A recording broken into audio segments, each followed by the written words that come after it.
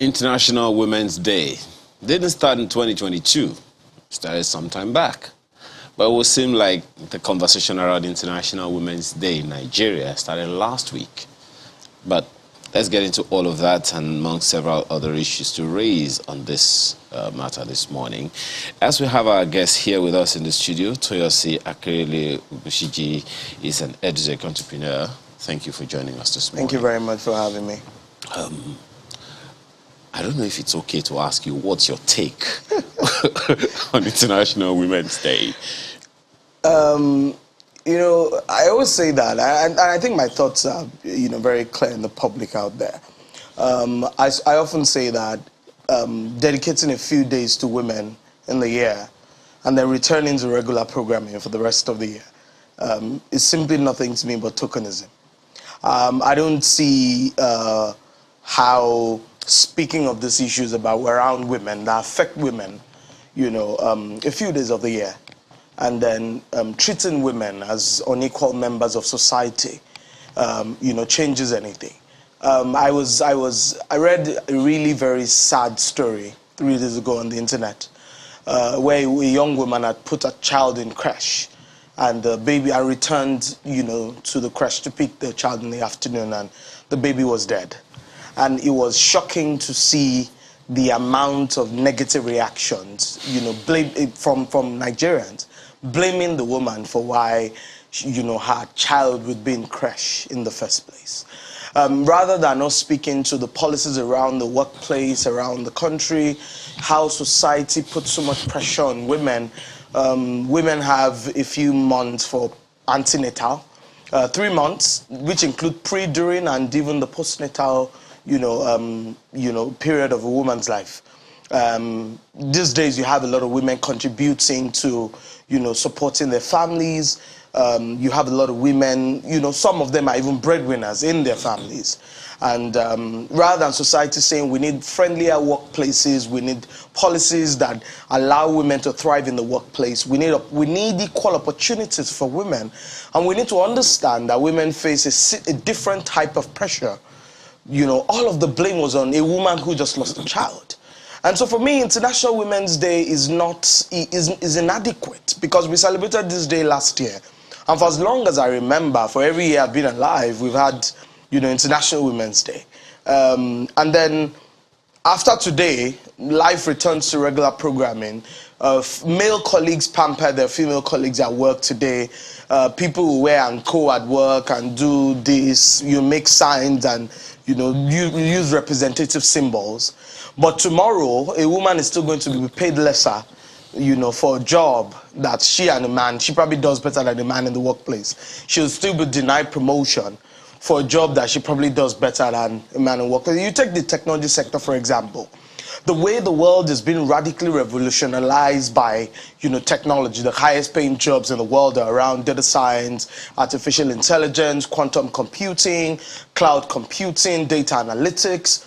Only about 25% of the women of the world are in those industries. In fact, about 2% of women of the world will tell you that they will choose technology as a first career choice. And about 50% of those women eventually quit their jobs because of the, various biases in the technology sector. Now, this conversation around International Women's Day, yeah, isn't it supposed to be a conversation starter as opposed to an event on its own?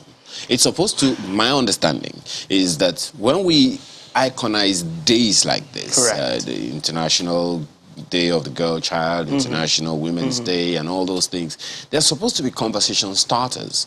And so when the conversations start, they're supposed to be sustained over a period until the lesson of that theme is already integrated into society. I think what is more important is the institutionalization of the sort of policies that favor women.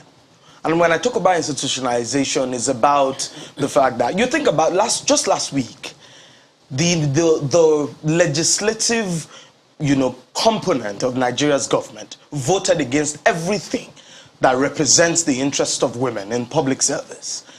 And this takes me back to what I was saying before: product design, technology. An average seatbelt in a vehicle is not designed to favor a woman, not to talk of a pregnant woman. Protective gears in the medical space are not created, to favor women. In fact, research shows that 71% of women are likely to sustain more severe injuries in an accident than men. Because an average height of a human being is about 1.7 meters, but an average woman is not that tall in terms of body physique. So you think about, it's not just about conversations.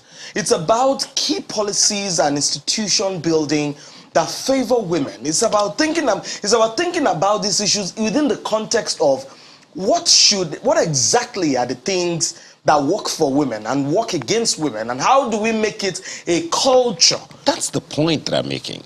That these days, they are conversation starters. Correct. And that's why I call it tokenism, because it's simply to talk about it no, it's and not appear just, to be celebrating women one day. I don't think the idea is to talk about it on just one day. Women who will celebrate this day are in all sectors of life. Correct. And they're in politics, they're in technology, in education, in everything. Correct. The assumption that I would have, and please correct me if I'm wrong, my assumption would be, for instance, this year's Break the Bias, hashtag. Gender equality for a sustainable tomorrow.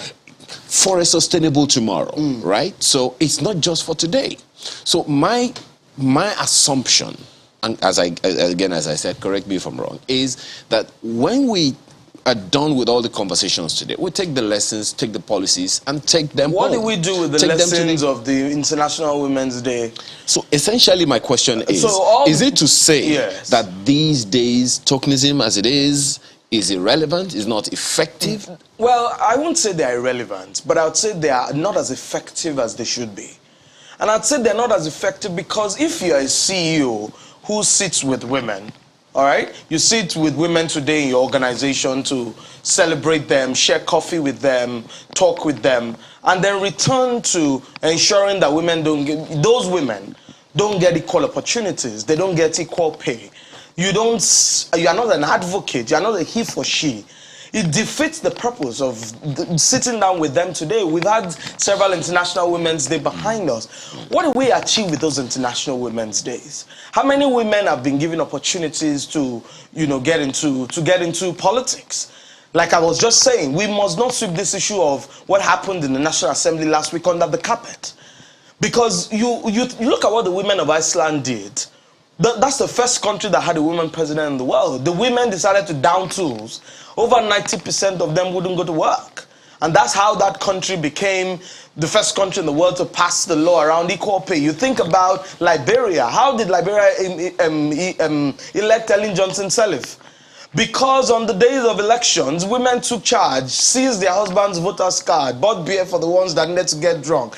We had boys who took a woman's underpants into the marketplace and were making jest of a woman, that a woman is not better than a menstruation. Okay. Ellen Johnson Sirleaf won that election because women came out. Women were given the opportunity. They weren't suppressed. Women came out and decided it was our turn. Now, this is a society that raises higher moral values, that raises moral values higher for the women. If one woman commits an offense, all women are not good anymore. But we forget that for every single woman who commits an offense, there were 1,000 men before her that committed that same offense and weren't judged for that offense. The trick about this conversation is, I don't want it to look as though men against women. We're having a conversation. Exactly. And I'm hoping that beyond this conversation, the people that should be listening to us are listening to us. And their consciences are being called to action, because that's what we need. Now, you made a point talking about Liberia, saying that the women came out. And then there's women given a chance. Correct. There are two different things, by the way. I mean, you can step up to the table, and then they can call you up to the table. There are two different things. But, this, to be fair, I was thinking about it too. How many women's days have we had? I mean, Mother's Day, Mothering Sunday. Specifically this IWD. Feel good things, nice to have. The UN Women has championed this since, I think, 2011, since it changed from UNIFEM in 1967. Correct. So this is something we have always done, as it were, and it's only fair to sit back and review. Correct. How far have we gone ever since we started doing all of this? So let me try and simplify this, perhaps, and so that people listening can see where we are and where we ought to be. Don't forget, I talked about stepping up. Correct. I mean, going out, regardless of whatever. I mean, you talk about shattering that glass ceiling. It's not because they give you the hammer. It's because you probably pick the hammer or something and just shatter it. So let's try to, tick the boxes.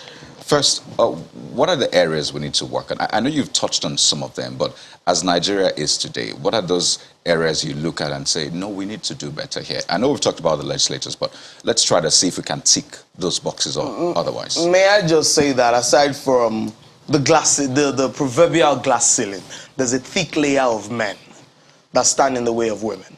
Because if you look at the numbers in the House of Reps and in the Senate, if you had more women who had their voices on the table, and I mean, this is something that I always say that sounds funny. If you're not on the table, you're on the menu. All right? Now, if you think about just the sheer number of men who had the opportunity of putting their voices on the agenda, on those key subject matter areas that, were supposed to be debated on and voted upon, there were very few women.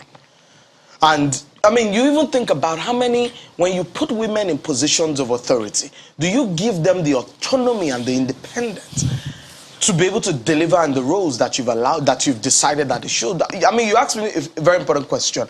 What are the things we should be doing? Number one, I think, first off, to guarantee global competitiveness and to think about how the role of women will come to the fore, we need, number one, we need more women advocating for more young women to be able to get into positions of authority, whether it is at work, whether it is in politics, whether it is in education. You need more girls going to school. Because research is showing that countries like Saudi Arabia, who are putting more girls into school than boys, are even getting adequate education, like they're experiencing more development than the countries that don't put girls in school, number one. Number two, it's important to ensure that in the course of advocating for women equality, we don't leave the boys behind. Because in training boys and in training girls, there's so many programs for STEM for girls, this for girls and that for girls. We forget that in empowering girls, we forget those girls are going to marry those boys who are going to feel largely inadequate because we're almost running a lopsided system. That's number two. Number three, we need to think about systems that do not sort of create unhealthy rivalry between men and women. One of my key policies as a woman who works in the private sector, who also sort of has some leg in the public sector, is to play like a man and win like a woman. You need more collaboration between men and women to be able to ensure that you sustain this relationship. So I saw that there was a lot of agitation around, the policies of the National Assembly last week to vote against this and vote against that. And my natural instinct would be, it's good, there's a place for protest, but there's also a place for negotiation. To go into the room and say, who were the key people that were supposed to, that had a voice, who passed this bill, and how do we go and sit with them to show them that your daughters are going to be beneficiaries of this system that you're building. As long as you have men who are the only ones who are shaping policies around what should happen to the women, you're going to have more girls. Your girls are going to grow up in school a girl gets raped in Nigeria and you are blaming the girl rather than raising the boys to be more responsible, rather than teaching them and handing them, and inculcating the right kind of values in them. Number four, you need to think about STEM, science, technology, engineering, and math. Those are extremely male-dominated environments. And you find that when you put women in the room, you're not just doing you're not just promoting gender equality, you are promoting inclusivity. You are driving the conversation around, inclusiveness and diversity. And so even companies need to be shown.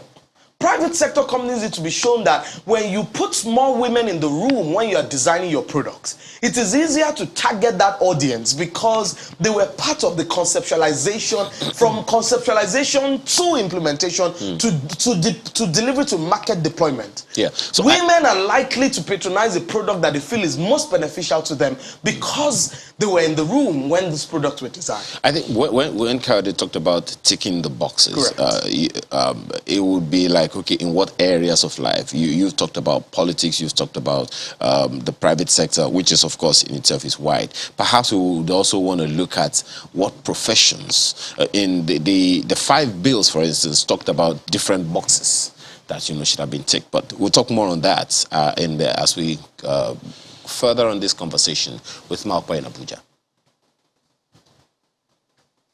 Thank you, Ayo. I have the pleasure to host and introduce Madam Comfort Lapnti, who is the UN Women Country Representative here in our Abuja studios. You're welcome, ma'am. Thank and you. Happy International Women's Day to you. Happy International Women's Day to you and indeed to all the women in Nigeria today. Is this really a happy day for us? Well, indeed. We must still commemorate the day, if only to draw attention to what the work that lies ahead that needs to be done. I would say that, yes, we have a lot to celebrate as women, because every day women are actually making phenomenal contributions in all spheres of the development process. So yes, we can celebrate the contributions that women are making to nation building, and that is significant. But at the same time, I think the importance of International Women's Day is that it forces us to shed light on what still needs to be done. And certainly in Nigeria, there's a lot more that needs to be done. Well, your work is supposed to help countries who are formulating policies to try and achieve gender parity in their, I think, in their country, to help facilitate that and perhaps, work with them towards achieving the Sustainable Development Goals. Absolutely. If we were looking at a score, a rating of maybe 1 to 100, how would you say Nigeria is faring along the scale? 100 being the highest. Well, I think it's mixed, because the presence and contribution of women is immense. Sometimes it's not even recognized and captured. If you take the economy, there are a lot of women in the economy in Nigeria, mainly in the informal economy, but they're making phenomenal contributions. But even in business, there are a lot of women in business. Now, the areas in culture, if you take the Nollywood industry, which is one of the largest income earning sectors of the economy, there are a lot of women doing great things. Now you come to politics. That is, and participation in public life. And that is where I think you see a big challenge, because, Nigeria right now is one of the lowest ranking countries. So, I mean... we have the figures for that one. Yes. I mean, if we're looking at 100%, we're around 3.5%, and that's 4%. And that, so it kind of neutralizes everything else that is going on, that the achievements in other sectors. But I do want to stress, because it is a reality that women are making very important contributions to the development of this country. And there is need to create an enabling environment for them to do more. And that is why it's so important for us to have in place the laws and policies that will allow Nigeria to be able to reap the full benefits of the contributions that women can make to national development. So it's not just something for women. The benefits will be for the entire country. And I think that is where we need to get, and we're not there yet. Well, the question because this year's, I think the hashtag is Break the Bias. We're looking at a sustainable future for tomorrow and beyond, perhaps. What would you say are some of the biggest challenges that you have seen the Nigerian women in the sector in the areas where you worked with them complain about? So I think, this year's theme for International Women's Day really is gender equality today for a sustainable tomorrow, as you said. And really the emphasis is on looking at climate change and really trying to ensure that women are part and parcel in the leadership of trying to find solutions to climate change. If you take the fact that in the agricultural sector, women are the majority of employees in that sector, and that is one sector that is really vulnerable to the effects of climate change. You know the impact of that on the livelihoods of women. So in the sectors that where women are mainly found in agriculture, for instance, there is a real need for us to ensure that we invest in climate smart technologies and tools to be able to allow women to benefit and contribute more effectively to development in that sector.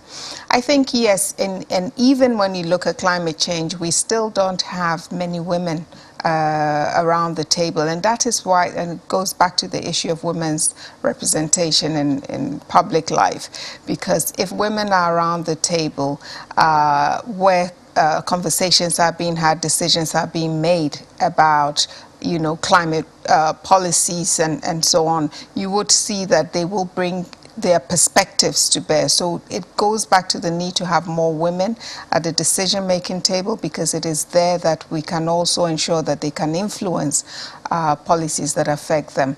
Things like droughts, things which are we are seeing more and more of, desertification, all of these factors which are related to climate change are impacting the lives of women, because they have the burden of unpaid care work. So a woman has to walk further to go and fetch water. And then she's exposed in doing so even to things like gender-based violence. So that's another issue. We already know that here in Nigeria, at least 1 in 3 women, and that's officially, report having been a victim of some form of gender-based violence or so on. So, those already pre-existing inequalities get exacerbated if we are not addressing the issues of climate change and also women's contribution to finding solutions to this. So decision-making, addressing gender-based violence, and really trying to ensure that women have the space to participate in the economic activities of the country. Those are all, I think, priorities that women consistently highlight here.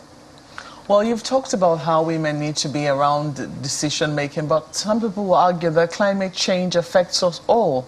And that perhaps if at the end of the day we're even able to get women's voices heard, it might not be the women who are directly affected by these issues that might be at the table for a host of other reasons, perhaps education becoming a barrier, and whether there'll be questions as to whether women at a certain level are also in touch with women at the grassroots. Those are the kinds of questions that might come up at the end of the day. How do you intend that the women who are really affected by these decisions, and there are women, there's also those kinds of arguments around what just happened at the National Assembly, where a lot of bills concerning women, equality, affirmative action, etc., were not assented to. There were those kinds of arguments that there were fears, and for some people there were valid fears that if these kinds of things should sail through, they might be the ones who pay the price. That it might not even be the women who are truly qualified, who ought to be there, that will be there. That it most likely will be those who are already benefiting from the system, who will now tend to put their wives and sisters and other people related or affiliated with them to benefit from this system already. So when we make these arguments, are we really putting our back to the work, apart from pushing for it at that level, but also ensuring that the people who rightfully ought to fill these positions, who need to be at the table, are the ones who really get their voices heard? Well, I think you can say the same for men, right? Are they as much in touch with men at the grassroots? And so, yes, when you talk about elitism and whether or not it's elites that have a place around the table, I'm certainly not advocating for that. I said there are women who are in touch, and certainly some of the women in the National Assembly that I interact with, I believe, are very much in touch. They go back to their constituencies and to their people. I think we need both men and women to do that, certainly. But I think, you know, the experiences of women can best be expressed by women, you know. So you cannot deny a woman a seat at the table using the rationale that maybe she's an elite and so she doesn't actually have a connection to the grassroots. But can a male elite do that better than a woman elite? The idea is that when you know, we elect our representatives, we expect that they will stay in touch, and whether they're men or women, they should.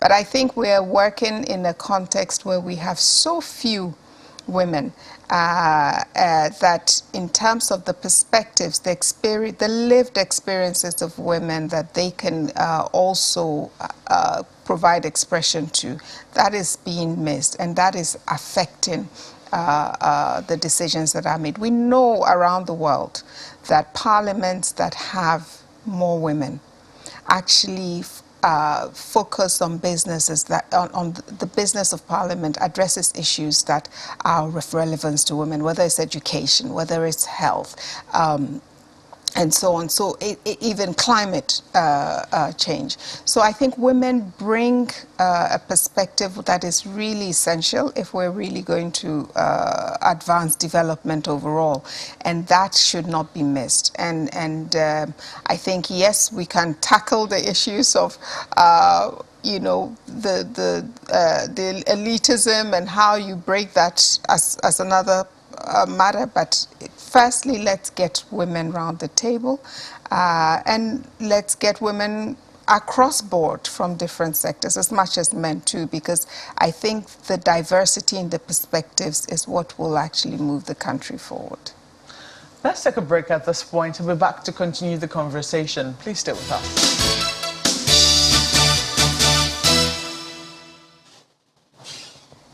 Well, some interesting, excuse me, some interesting information which you just read on our screens there, but I could give you a little more. That 70% of 1.3 billion people living in conditions of poverty are women. In urban households, 40% of the poorest households are headed by women. Women predominate in the world's food production, that's 50 to 80%, but they own less than 10% of the land. These are facts, realities, and these facts have been put out by the United Nations. For you, what policies would you say you have seen in Nigeria which truly address some of these realities in order to try and ensure that there is now a level playing field? Have you seen any at all? Well, I mean, I think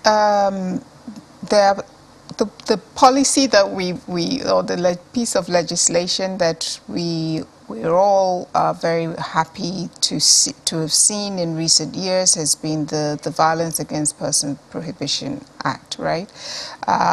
Which has now, I believe, been passed in over 30 states, particularly in the last 2 years. And that's addressing one particular challenge, which is the issues around gender-based violence, violence against women and girls. But even so, what we see as with most policies is that adopting the policy is just the first step, and then you've got to move to implementation of the policy, and oftentimes that's where we hit a roadblock. So I think it's not enough to just have a policy in place, but you need to put resources behind that. But violence against women and girls, as I said, the figures, the official statistics point to at least 1 in 3 women, and of course, when women's rights are violated, it affects their ability to access education or even livelihoods and so on. I know that in COVID-19, during the COVID-19 pandemic as well, we saw quite a lot of women-owned businesses collapse. And certainly, I think in terms of the fiscal stimulus policies, there's been a lot of focus on trying to ensure that women who have been affected and vulnerable women can actually recover.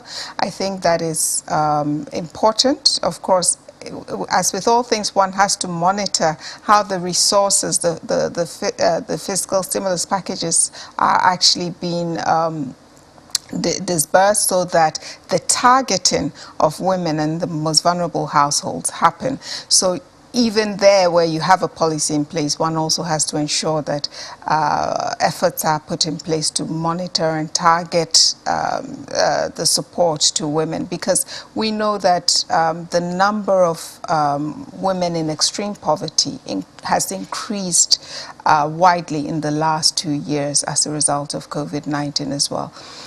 So I think, yes, we have some policy measures in place. Of course, one policy that we've been also, as the UN, seeking to see support passage of is the Gender and Equal Opportunities Bill, which in December was stepped down in the Senate. And so we see that there is need for more efforts in terms of adopting policies that can provide a holistic and comprehensive response to the question of women's empowerment and gender equality. We believe that the Gender and Equal Opportunities Bill does that, because it also has affirmative action principles embedded in there. And then, of course, more recently, the constitutional review process with the bills, which, as we all know, were not accepted by the National Assembly. But those are some of the policy measures we still believe need to be adopted going forward. Well, the constitutional amendment process is in full gear. We do not know if those bills can be considered again. We do not know that, but we do know that the Gender and Equal Opportunities Bill, which was stepped down, can be considered again because it wasn't thrown out. I think it was asked to be stepped down for more consideration, something to that effect. So perhaps all is not lost with the protest. Do you think that, perhaps if women had been more vocal before this vote went down at the National Assembly, do you think we might have been able to get more addressed? I know that there was a decision to go through a softer way, using soft power. The wife of the president was there when the report was laid, and then the day the vote was being considered, the wife of the vice president showed up. But do you think that if perhaps there had been maybe a march or something before that time, what we have seen after the vote was rejected, do you think that it might have made a difference? Well, women were out there at the National Assembly on both occasions, when the wife of the president, the first lady, was there, and when the wife of the vice president. So they were out there in full force, making the case that it's important for these bills to be adopted. I think it's, marching, in a sense, I think it would be better if our legislators actually, see the value of these bills for the country. Why and that is it it doesn't so take women having to march. Yes, but why do you think it's so difficult? Because when you look at it on the face value, and when you ask a host of them what is obtainable in their homes, the chances are very high that they educate both their boys and their girls equally. For those who hold these positions of power, their girls are very well educated. Their wives sometimes are PhD holders, they're professors. Why do you think it's very difficult for them to see the value in the bills that are brought forward? Well, what was surprising, at least in the House of Representatives, I understood that, particularly the reserve seat or additional seats bill, that most of the legislators were co-sponsors. Indeed, they were. So when you're a co-sponsor, it means you're actually signed up to support the bill, but on the day of voting, we saw that many people who co-sponsored the bill didn't actually vote for the bill. Well, you say it's politics, but I think it's voting against the national interest as I see it, because, constitutional review processes don't happen every day, and they're once in a generation opportunity to really try to correct the legal framework in a way, or at least, make the environment more conducive for every citizen to realize their full rights before the law. And in this case, I believe it was a huge step back for the country, not just for women, for the country, because if we had embraced these bills, it's for this generation of women. It's for future generations of women and girls, and the implications and the impact would be huge, and it's such a shame. But as you said, I mean, I hope that there will be a way for us to see whether it's the Gender and Equal Opportunities Bill or the continuing advocacy of women. I know that today there is a march that women are also undertaking on International Women's Day to run the message home that this is not acceptable. I can see you all dressed for that march. Well, I am, and I'm going also for a football match for women for Women's Day.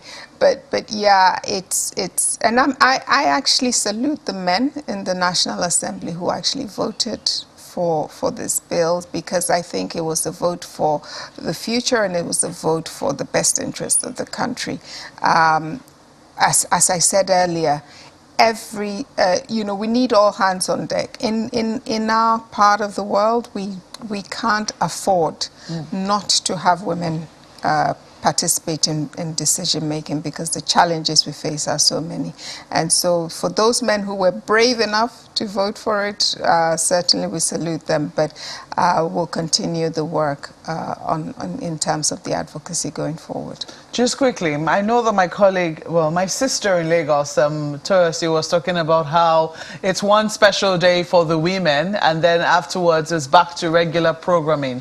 How do we ensure that this is sustained on the front burner, that the issues which women have raised, continue to be on the front burner, that people understand that this is about ensuring that, the one half of an entire population is just as well equipped and has as many equal opportunities as the other half of the population? How do we keep this on the front burner?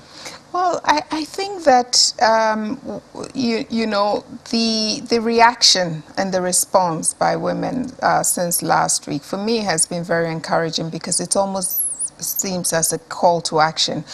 Women have said, no, enough is enough. We have to do something. We can't use the softly approach. We really have to say, we are part of this country, and we are part of the decision-making, the efforts to try to move the country forward.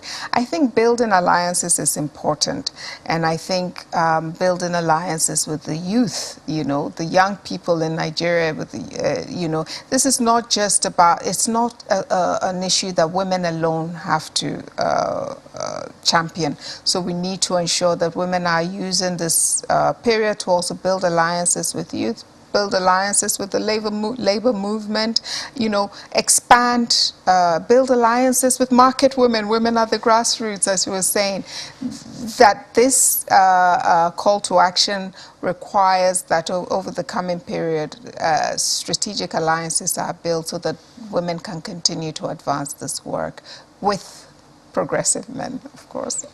Certainly. I mean, it's always in partnership with progressive men, and if you don't support us, you certainly aren't a progressive man. So we have to thank you so much for coming on this morning. Comfort Lamptey is UN Women Country Representative to Nigeria and ECOWAS. Thank you so much for coming on Sunrise Early this morning. Thank you very much. And happy International Women's Day to you once more. Thank you. Well, over now to you, Toyosi. I'm sure that we will not be doing just one day. Hopefully, we'll be seeing you many more times in our studios. But over now to you, Ayo and Kayode. Well, you know, that actually, Malkwe, is the leg to take this from, because talking about sustaining the conversation, you heard, you know, Madam Lamte speak there, but, correct, you know, part of where we kind of suspended the conversation earlier is how we sustain, you know, this whole campaign. And we talk about the various sectors. Yeah. You are in technology, for instance. How do we ensure that the lessons or the points of this International Women's Day 2022 is sustained for tomorrow as is intended? How can we sustain the pushing ideas and ideologies concerning women in technology, in politics, in education, in engineering, so that it's not just tokenism, as you said earlier? I mean, the first thing I'd like to say is I listened to Madam Lamte, and, you know, I mean, that was a very brilliant contribution this morning. But I just want to say that in all of these, let's not forget that the impoverishment and the suppression of women is very intentional on the part of the people who do this, who perpetrate it. Because, and what I need them to know, whether they're men or women, because they're both men and women, is that an educated, a liberated woman is not a threat to any society. She's an asset. I mean, we've seen women transform societies. We've seen women run businesses successfully. We've seen the skills that are associated with women, like emotional intelligence, like, you know, empathy, come to the fore and, you know, build and transform institutions. How do we coalesce those in the various sectors that you mentioned earlier? Number one, I'd like to see, I wrote an article a few years ago, so many godfathers everywhere. Where are the godmothers? I'd like to see more intentionality on the part of established women in doing the various more professions. In various professions. And we can't rule out the place of elitism, because I'm seeing a lot of men intentionally raising men, younger men and boys. When a governor is leaving office, is grooming another man who's going to take over from him. When an MD of a bank is leaving office, is grooming another one. We've seen a few great men like Tony Elumelu, you know, really contributing to stuff. I mean, the Dupe Olushola, Owen Omogiafo, who will lead the Transcorp, you know, Paminda, the female, you know, the woman who used to lead Tony Elumelu. We've seen a few he for she's. We've seen men coming out to really support women and demonstrate their belief in women. But we'd like to see, it will be interesting to see more women, you know, not just put their monies where their mouths are, but put their monies in being more intentional in. I want to see more girls run for office.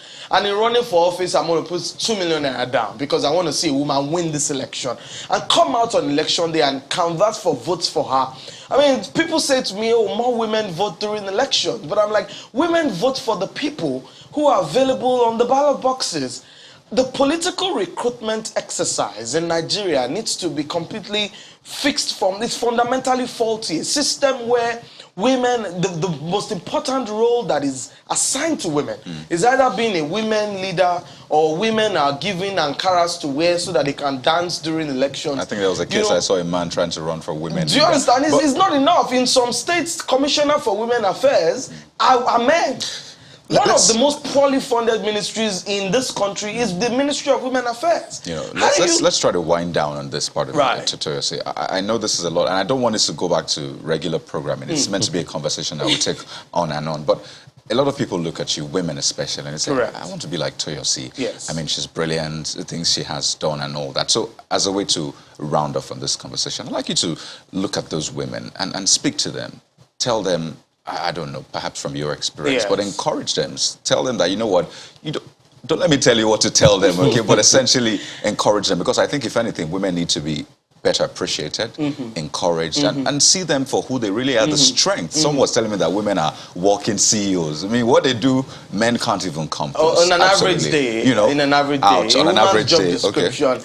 I mean, I'll speak to an average girl out there. I mean, you're more than enough. You don't need to fit into the stereotypes of society to be defined as a success. You owe yourself education beyond the four walls of beyond the 4 walls of infrastructure. You owe yourself the right values so that when it is time for you to be given an opportunity at the table, you are not judged by the wrong choices that you've made. Knowing that society would always place raise the moral values higher for the women. Okay. You owe yourself, disruptive innovation, an ability to compete globally, knowing that with the way the world is, with internet and technology, you are in a global village where you have a little skill in a small village in Kwara, and you are competing with another data analyst or data scientist or artificial intelligence engineer in Palo Alto in California. I need girls to know that politics matters. Don't run away from politics. A single policy can destroy an entire nation's private sector. A single politics can take away an entire demographic of a country. Politics matters. Women need to do politics. I need rich women to know that it's not enough when you use your money to buy only Birkin bags. And you don't fix because you're building businesses that are going to be taken over by women who perhaps don't have, were not as prepared as you are or didn't have the equal opportunity. And finally, I need women to understand that it's not enough to be just a woman. I will never advocate for a woman to be made the president or be given a political position or be empowered with leadership just simply because she's a woman. I'd like to see women have more character, more capacity, more competence, so that when it's time to compete, put us on a level playing field. Okay. Put me right beside a man and give me the opportunity to compete on a level playing field. We'll see how good. I can see that. I can see that. A single question can invoke a symposium. Oh, goodness. Thank you very much for being a part of this conversation this morning. And as Malkwe has said, it is a conversation starter. It is not the beginning and the ending. One day you go down. Okay. We don't run out. Make we go. Toyosi Akere-Legushiji is an edutech entrepreneur. Thank you so much for being a part of our conversation today. Well, Sunrise Daily is back after now. Please stay with us.